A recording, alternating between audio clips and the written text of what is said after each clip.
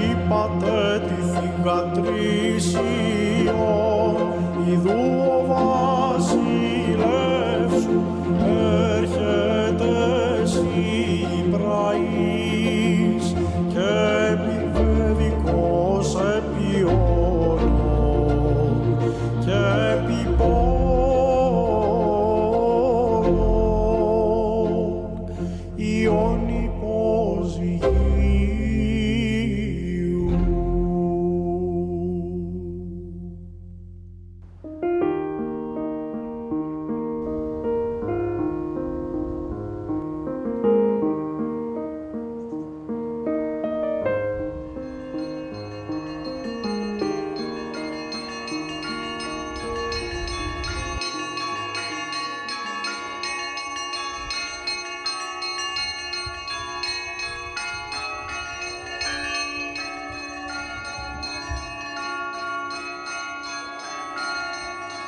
La fondation de notre monastère est en lien très étroit avec la fondation du monastère de Saint-Antoine le Grand qui se trouve dans le Vercors, dans la mesure où notre père spirituel et notre père fondateur est le père Placide d'Essey, qui a d'abord fondé en 1978 le monastère de Saint-Antoine.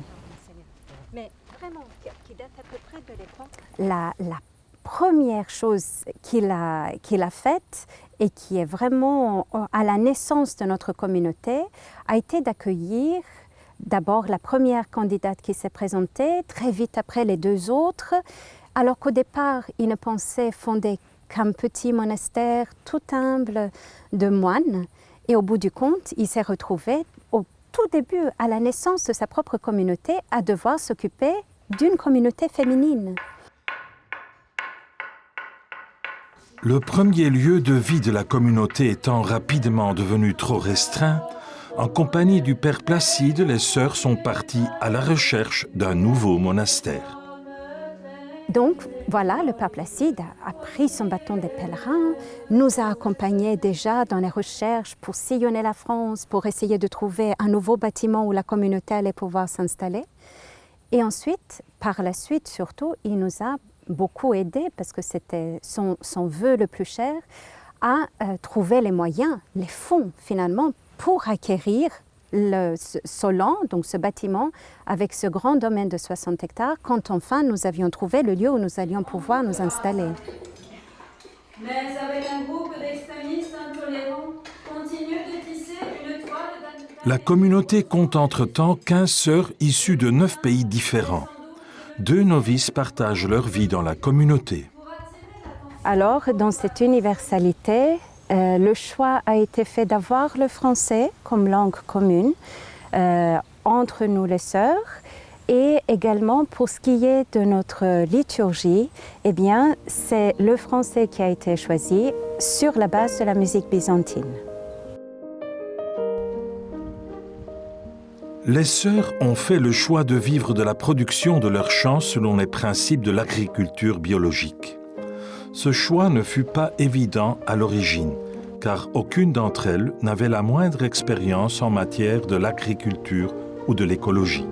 En parlant, en discutant avec les uns et les autres, un ami orthodoxe, vigneron de la région, est venu un dimanche et il nous redemandait, parce qu'avec souci, il se sentait très concerné par notre expérience que nous menions ici au monastère. Et en voyant que nous commencions vraiment à être déçus et un petit peu désappointés par rapport à la situation dans laquelle nous nous trouvions, parce qu'on était vraiment en difficulté financière à ce moment-là, il nous a dit: vous savez, je pense qu'il n'y a qu'une seule personne qui va pouvoir vous aider. Cette personne est un grand ami à moi. J'espère qu'il va accepter de venir ici au monastère. Et cette personne s'appelle Pierre Rabhi, Monsieur Pierre Rabhi, qui est en même temps poète, agroécologiste et qui s'est spécialisé dans les cultures pour les pays où il y a très peu d'eau, justement, les pays assez désertiques. Il est installé en Ardèche, donc à peine à 1 heure d'ici, du monastère.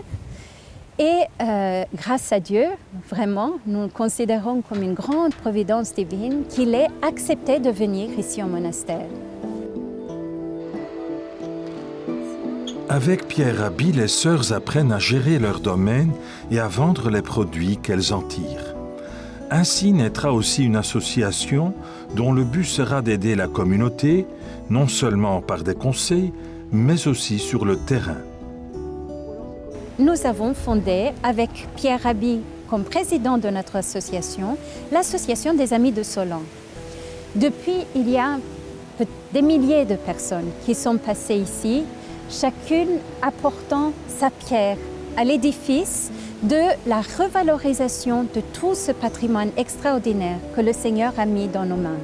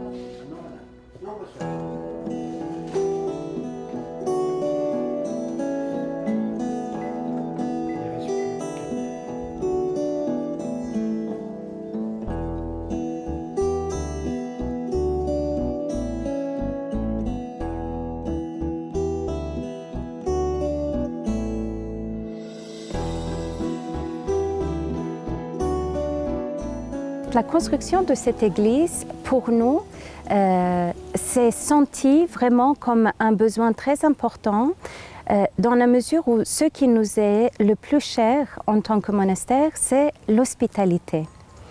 Et notre chapelle devenant trop étroite pour les jours de fête, également, eh bien voilà, la fête par exemple de la sauvegarde de la création, nous nous sommes rendus compte qu'on ne pouvait pas accueillir honorablement toutes les personnes qui se présentaient à la porte du monastère si nous n'avions pas une église qui pouvait rassembler tous les fidèles ou toutes ces personnes-là à l'intérieur même de l'église.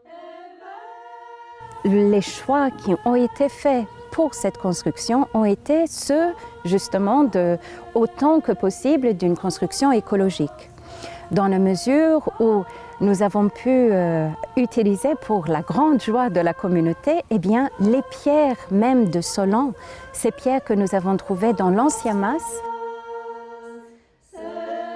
Cette relation étroite entre la communauté et la population locale se sent déjà beaucoup par l'émulation, on peut dire, tout autour de la part des petites gens qui ont su que nous avions ce projet de construction de l'église et qui, depuis des années maintenant, on peut dire depuis au moins 7 ou 8 ans, nous appellent en nous disant « Voilà, nous avons notre maison qui va être démolie, qui était toute en pierre pour différentes raisons, mais on serait tellement heureux si vous pouviez venir ramasser ces pierres et que vous les utilisiez pour la construction de votre future église. » Ensuite, pour ce qui est du choix de l'isolation, nous avons employé le liège au niveau des murs et sous les toitures, nous avons fait le choix de la paille, qui est un isolant écologique le meilleur, on peut dire.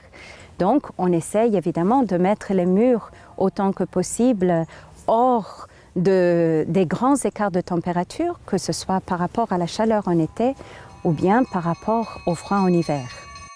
La construction de la nouvelle église prendra sans doute encore quelques années, mais les sœurs espèrent pouvoir l'utiliser au plus vite.